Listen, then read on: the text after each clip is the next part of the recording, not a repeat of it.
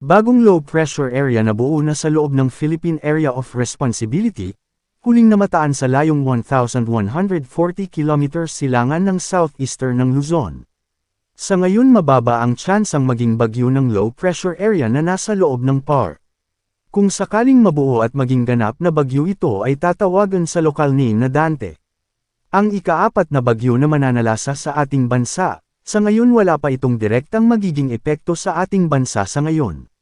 Hanging habag at peren ang magdadala ng mga pag-ulan na nakakaapekto sa malaking bahagi ng bansa kaya asahan ang mahihina hanggang sa malalakas na pag-ulan.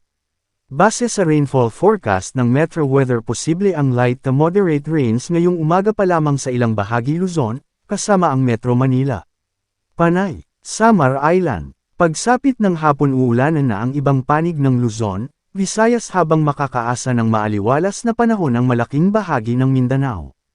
Isinailalim ng pag-asa sa yellow rainfall warning ang Metro Manila, Bataan, Cavite, Zambales, Botolan, Cabangan, San Felipe, San Marcelino, San Antonio, San Narciso, Olongapo, Subic, Castillejos, Batangas, Tuy, Nasugbu, Lian, Calatagan, Balayan, Laurel, Calaca, at ilang bahagi ng Visayas.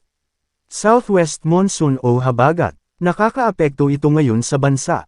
Dahil dito, makakaranas ng maulan at maangin na panahon na posibleng magdulot ng mga pagbaha o pagguho ng lupa dahil sa katamtaman hanggang malakas na kung minsan mas malakas na pag-ulan sa Zambales, Bataan, at Occidental Mindoro.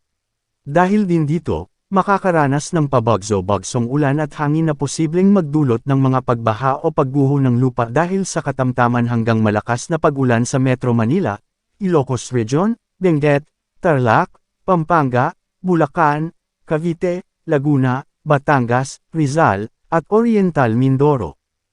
Dahil din dito, makakaranas ng maulap na kalangitan na may pag-ulan, pagkidlat, at pagkulog na posibleng magdulot ng mga pagbaha o pagguho ng lupa dahil sa katamtaman hanggang minsang malakas na pag-ulan sa nalalabing bahagi ng Luzon, kabilang ang Bicol Region, Visayas, Zamboanga Peninsula, Northern Mindanao, at Caraga.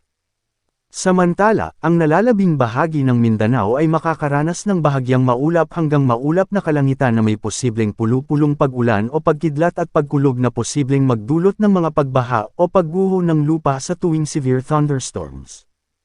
Paalala, posibleng magbago pa ang forecast. Ay pinapaalalahanan ng lahat na manatiling updated sa lagay ng panahon at sa posibleng tatahakin at magiging lakas ng sama ng panahon sa susunod na mga araw. Manatiling nakatutok sa Weather Balita para sa bago pang updates, don't forget to subscribe.